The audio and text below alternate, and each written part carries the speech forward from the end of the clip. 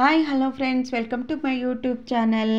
ಎಲ್ಲರೂ ಹೇಗಿದ್ದೀರಾ? ಚೆನ್ನಾಗಿದ್ದೀರಾ ಅಂದ್ಕೊಂಡು ಇವತ್ತಿನ ರೆಸಿಪಿ ಬಂದು ಈರುಳ್ಳಿ ಚಟ್ನಿನ ಯಾವ ರೀತಿ ಮಾಡ್ಕೊಳ್ಳೋದು ಅಂತ ನಾನು ನಿಮ್ಮ ಜೊತೆ ಶೇರ್ ಮಾಡ್ತಾ ಇದ್ದೀನಿ. ಇದು ತುಂಬ ಟೇಸ್ಟಿಯಾಗಿರುತ್ತೆ. ನೀವು ಕೂಡ ಒಮ್ಮೆ ಟ್ರೈ ಮಾಡಿ. ಬೇಕಾಗಿರೋ ಇಂಗ್ರೀಡಿಯೆಂಟ್ಸು ಒಂದು 20 ಒಣಮೆಣಸಿನ್ಕಾಯಿ, ಕೊತ್ತಂಬರಿ, ಬೆಲ್ಲ, ಹುಣಸೆಹಣ್ಣು, ಬೆಳ್ಳುಳ್ಳಿ ಒಂದು ಮುಷ್ಟಿ, ಒಂದು 3 ಗೆಡ್ಡೆ ಚಿಕ್ಕದೇ ಇತ್ತು. ನಾನು 3 ಈರುಳ್ಳಿ ತೊಗೊಂಡಿದ್ದೀನಿ, 1 ಸ್ಪೂನು ಜೀರಿಗೆ ತೊಗೊಂಡಿದ್ದೀನಿ, ಒಂದು ಅರ್ಧ ಸ್ಪೂನ್ ಮೆಂತ್ಯಕಾಳು ತೊಗೊಂಡಿದ್ದೀನಿ. ಮೆಂತ್ಯಕಾಳು ಜಾಸ್ತಿ ಹಾಕಿದ್ರೆ ಕೈ ಬರುತ್ತೆ, ಸೊ ಹಂಗಾಗಿ ಒಂದು ಅರ್ಧ ಟೀ ಸ್ಪೂನ್ ಸಾಕು.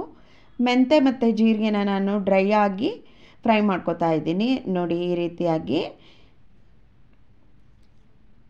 ಕಲರ್ ಚೇಂಜ್ ಆದಮೇಲೆ ಸಪ್ರೇಟಾಗಿ ತೆಗೆದಿಟ್ಕೊಳ್ಳಿ. ಹಾಗೆ ಈರುಳ್ಳಿನ ಎಣ್ಣೆ ಹಾಕಿ ಫ್ರೈ ಮಾಡ್ತಾ ಇದ್ದೀನಿ.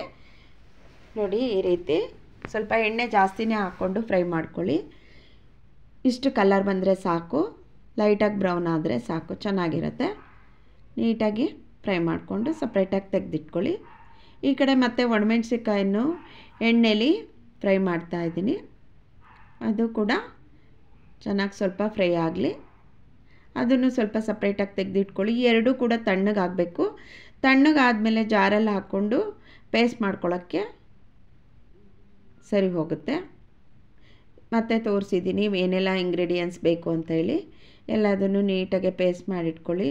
ತುಂಬ ಚೆನ್ನಾಗಿರುತ್ತೆ. ಆ ಮೆಂತ್ಯದು ಫ್ಲೇವರು ಅದೆಲ್ಲ ಎಷ್ಟು ಚೆನ್ನಾಗಿರುತ್ತೆ ಅಂದರೆ ನೀವು ಕೂಡ ಒಂದ್ಸರಿ ಟ್ರೈ ಮಾಡಲೇಬೇಕು.